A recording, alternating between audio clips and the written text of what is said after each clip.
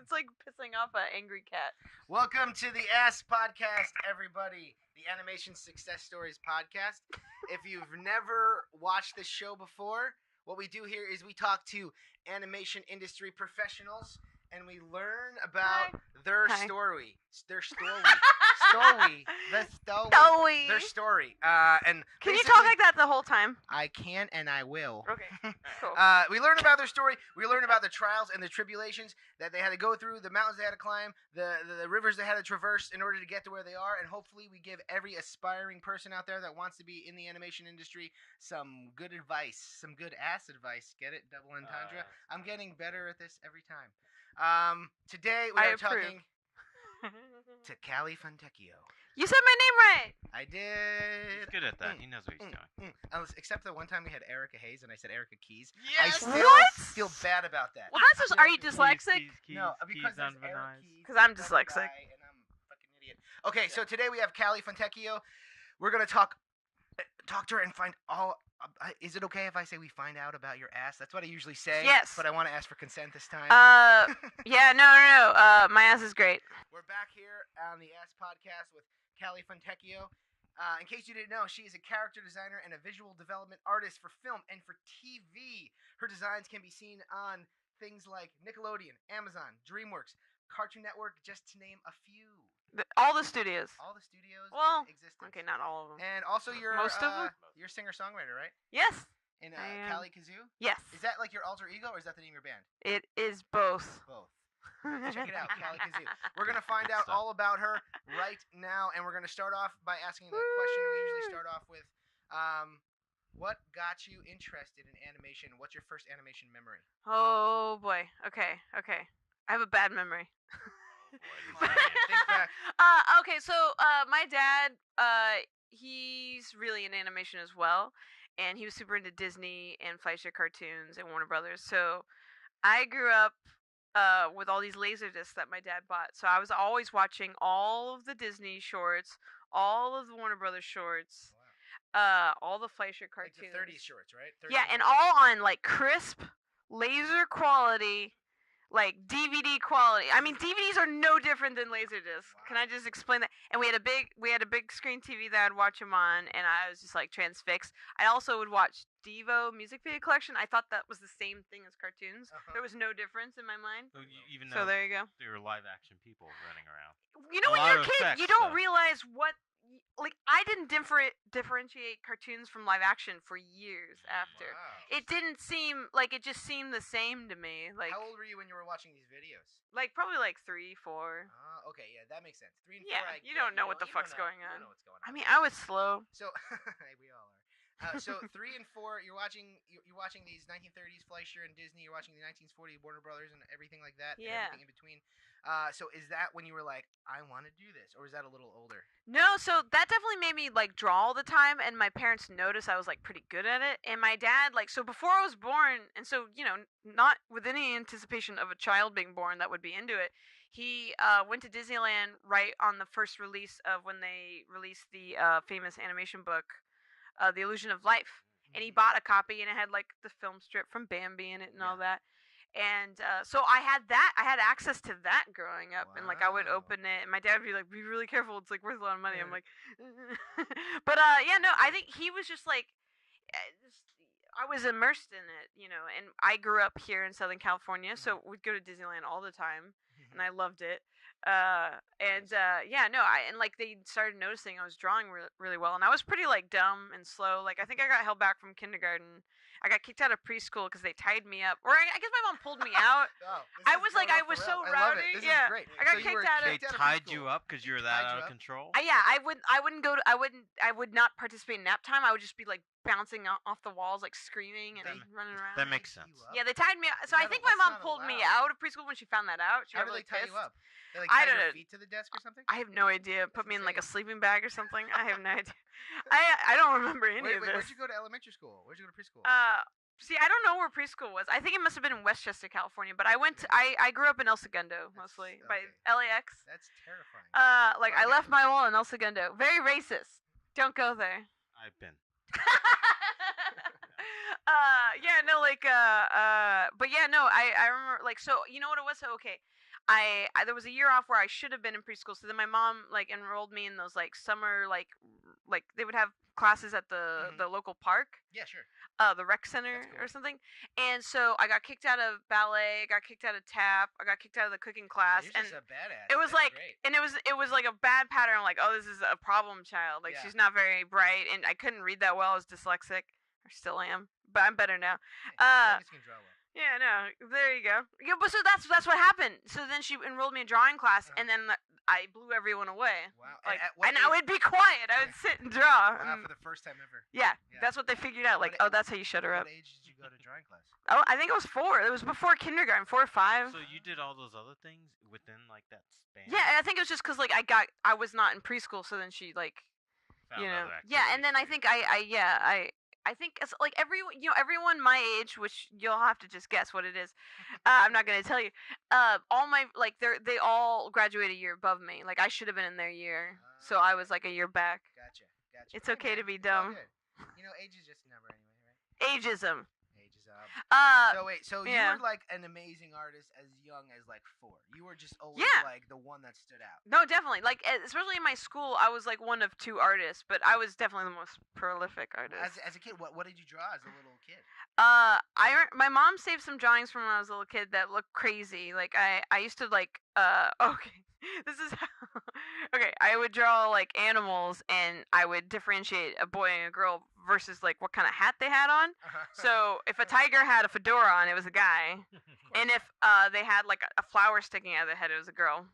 That's very like Warner Brothers. Yeah. Fisher, oh, totally. Like Minnie Mouse. Yeah. Minnie Mouse, Disney. Yeah, that's very early cartoons. Oh, totally. Your influence was showing that early. Oh yeah, and like you could tell what it was. Like it wasn't like crappy. It was pretty good.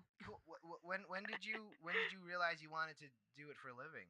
Oh, okay, that came like a million years later. Oh wow, so we're skipping a lot of time. Okay, before we get there, in the middle, like between that time, what were some of the favorite things that you watched and influenced you? Oh yeah, so I mean, I'm a Nicktoons kid. So like I definitely like my favorite things to watch were like Ren Stimpy and Rocko's Modern Life and Hey Arnold. But I also liked watching those dumb Disney ones that were on like cuz you know what it was? We kept going we'd like have money one year and then we'd be poor one year. So we'd go from having cable one year to the next year where we just have like 2 through 13. Sure. Yeah. So then I would watch they used to play Disney CBS. cartoons really early in the morning on like channel 13 UPN in LA. So I would watch Recess and Tarzan. I know, I wouldn't watch that. You like Pepper?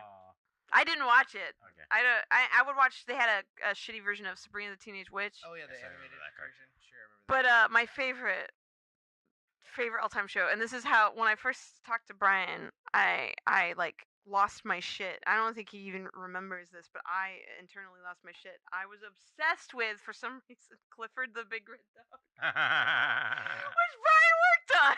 No, I worked at the studio. Oh, okay. Well, you were there. You were close. The cartoon version of Clifford the Big Red Dog?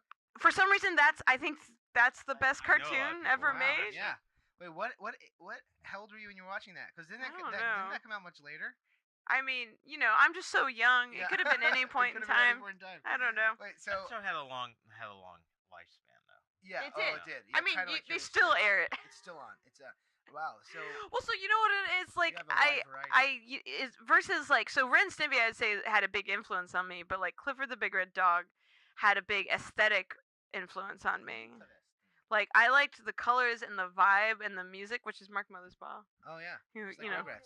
I love Devo. So it goes back to back Devo. to Devo. Yeah, exactly. Yeah, nice. Cartoons, Devo, same So thing. he did the music to Clifford. Yeah, I he knew wrote he he wrote the song. He's like Clifford needed a Molly. I know he did Rugrats and I know he did the new Thor movie, but I didn't know he did Clifford. That's right. And the Legos. movie. And the Legos. Lego movie. Yeah. I remember I had a meeting with him to make a music video potentially for Devo, and it was while he was doing the first Lego movie. And he's like, "Sorry, I haven't slept in 2 days." And I'm like, "You're 50-something years old. I can't do that." Like, what? He's insane. Crazy guy. And he was like, "Hey, I gotta pay the mortgage. I'm on Sunset Boulevard." Sounds like an interesting character. Oh yeah. So okay, so let's. That was a let's- tangent. Yeah. Oh, I love tangents. They're my favorite. Except in mathematical drawings. Concept. Yeah, Tangents and drawings drive me nuts. Yeah, avoid Stop them it. if possible. Yeah, God. Ooh, Just don't This do is it. also a drawing lesson for you guys right Just now. don't do it. Tangents and conversations, good. Tangents and drawings, bad. Yeah. Okay. we're learning. Okay, so all that stuff influenced you while you were growing up, and now let's get back to when you realized you wanted to do it as a career. Oh God. When did you say? Okay, it's I wanna do that? complicated. Okay. I went back and forth. Okay, Yeah. so this is the other thing. My other greatest love in life is music. Cool. And my dream was to be a rock star. That was like my main dream. Mhm. Like, we lived in the years of like VH1 and MTV and Yeah. having music videos, multi-million-dollar Sure. music videos, and that was like the coolest thing in the world, and I wanted to do that so bad. That's all I wanted besides drawing. But I wanted to combine them. So like it was an entangled web of like going back and forth in my mind. Like for some reason as a kid I didn't understand what making cartoons, so I didn't think it was like an actual job. Yeah, you didn't. Yeah, I didn't understand the logistics of it. Sure. So I thought rock stardom was a real good Yeah. job. Real good job. Yeah. Much better choice. Yeah. But like so then I think the first time I watched something that made me think like I really want to do that was John Cristofalusi's music video for Bjork, which basically it tied the two loves Yeah, for together. And I had never seen anything so well designed or that interesting Yeah, or like a girl character look that cool. for sure. I think that was like the first time in animation I had seen like a girl that I was like, this is what I want to be in real life, but Yeah. also what I want to draw. Oh, that's pretty interesting. It's a very niche thing. Yeah. If you guys haven't seen it out there, check it out. I It's a Miss really You. good video. Bjork, I Miss You. That's what it's called. It's awesome. So that was. Or Bjork is how you old were pronounce you when it. you- Oh, I don't want to ask ages. Nope. It's not too ages here. Okay. I But, watched it on the internet, in the internet age. Yeah. Yep. The YouTubes. What's the YouTubes? Never heard of it. Okay. Cool. So you saw this Bjork music video by John Kay. You were enamored by it because it tied your two loves together. Yeah, because like Right. I remembered Ren Stimpy, and I always loved Ren Stimpy, but like it wasn't till I saw like that Bjork design that like something in my brain clicked where I was like, this is the best. Yeah. I've never seen anything. I still haven't seen anything better than that. Maybe Betty Boop is pretty good. Betty Boop's pretty good. But I don't know, like, I don't know. Something in that spoke to me. And you know what it was? It was Bjork's really weird. That's actually what got me into Bjork was that music video. I think it was like on TRL or something. Probably. was, yeah. But like it was the fact that like the ending of it, which I think they edited from television, like she's topless and her nipples are alive and Jim and the Idiot Boy's dancing inside them, and at the very end she picks up a chicken from its legs and rips it apart by its crotch and turns into like it's like she's just like screaming, and I'm like, that has influenced me more than anything because I'm like I would say that like I like drawing weird shit, and I don't know that There's- exact scene is me. There are a lot of dismembered limbs in your artwork. Yeah. I can attest to that. You know what it is? I like strong emotions. I had a visceral reaction to that, and I've had other visceral reactions to other cartoons, but like that's definitely that was a turning point as a child, and I would draw that frame for frame. Wow. And I actually own a bunch of those cells that I drew That's as so frame. cool. Because I worked for Amazing. John K. later, and he like opened up a box, and he's like, "Oh, I haven't opened up this in years," and I was like, "Oh my god, I drew this!" And I showed him. I was like, and he's like, "You can have it." And I'm like, "Yeah." Wow. So the chicken being ripped in half is burned into your memory and your heart forever. Oh yeah, big time. Wow, that's pretty cool. So when was so that was your turning point of this is what I want to do this. Did you ever well just go back to music for a second. Oh yeah, so then like So- I saw that, but then like I got more into having a band because like I started playing guitar when I was 9, and I wanted to grow up to be Bob Dylan, so I would do nothing but Bob Dylan covers, and that was like, oh, I'll be Bob Dylan one day. Sure. And then I got a band in high school, and I was like, oh cool, I'll have like a punk band, it'll be super cool. But at the Nice. time they wanted to do metal, so then I ended up doing metal music, but I wasn't very good at that. But I just really wanted to be in a band. Yeah, sure. Anyway. But yeah, no, and then I got a job the day I graduated high school. I got a job with my history teacher who started a cell phone video game company, Oh, cool. which at that point wasn't that like It's pretty new. it was kind of new, yeah. And I actually was the art director on that right out of high school, Wow, and pretty cool. I got to quit my job at this rib joint. I was super happy because I think they were about to fire me anyway. Yeah. Maybe they At did least they fire didn't me. tie you down. That's what Yeah, no. But Yeah. so then I ended up. So then so my first job ever in sort of an art industry was this video game thing, and like I think a year after that my guitar got stolen. Oh no. So that kind of So that projected you more into the Yeah. animation world. Basically. Like, I have no instrument. I have to draw now. Out of Yeah, pure no. circumstance. And then Yes, also, yeah. and then like I was working in this video game thing, and then everyone I was working with was telling me how horrible it is in the video game industry, and I was like, this is Ah. terrible. And then I was kind of drawing cartoony anyway, and so then I was like, oh, maybe I'll just focus more on cartoons. Yeah. So wait, what? Out of curiosity, this video game that you were making, what did it look like? What was the aesthetic? Bad. It was bad. Very Can bad. people look it up now? Nope. Oh, don't look it up. Nope. Like we're talking about like really early days of like cell phone Yeah. video games. You know, like a couple years ago. Was it Snake? Was it just when the one? No, it was like 3D and stuff, but like the phones weren't that good back then. Mhm. And also, I wasn't that good of an artist. Okay. You It know. was a growing experience for everybody. But Yeah. at least right at high school, you got some kind of art thing. Oh no, it was great. I was like Pretty 18, working with all these like 30 and 40-year-old guys that like started this company, and Yeah. they all knew each other from back east. Like they were all like, I think they built robots for surgery. Whoa. That's what they all Oh, did. Yeah, I've heard of industries like that. Yeah. Yeah, they Wow. were all from I think Cornell and stuff. Like they were really smart people, and I was just like this young like And kid you were that, and I there knew for the it. history teacher. Yeah. Okay. And you were their boss. Let's just say. Yeah, Let's just say you were. I mean, like it was all worth it. Like one of my closest friends I met there, he was writing, and he teaches like game design in Sweden, and Okay. I've stayed in touch with him, so it was totally worth it. That's pretty cool. So Yeah. you decided to draw more at age 18, 19 now. Yeah. When did you get, or how did you get your first industry gig? Or wait, Oh. did you go to college for animation? So well, all right. So I went I to know the this same is- school as this guy, Oh, really? Otis. I'm a bad guy. Yeah, that's right. Well, I think we're gonna wrap it up. We gotta get going before we talk for like another 3 hours. So thanks for joining us, everybody, for the Animation Success Story podcast. The ass. We learned so much about Callie's big ass. She had so much to tell us about it. We So didn't- Thanks so much. We didn't introduce ourselves. Oh, we forgot to. I'm Sabrina always reminds us. Yeah, That's she why does. she's not here, unfortunately. I'm. This is my new Anthony. favorite podcast. I'm Brian.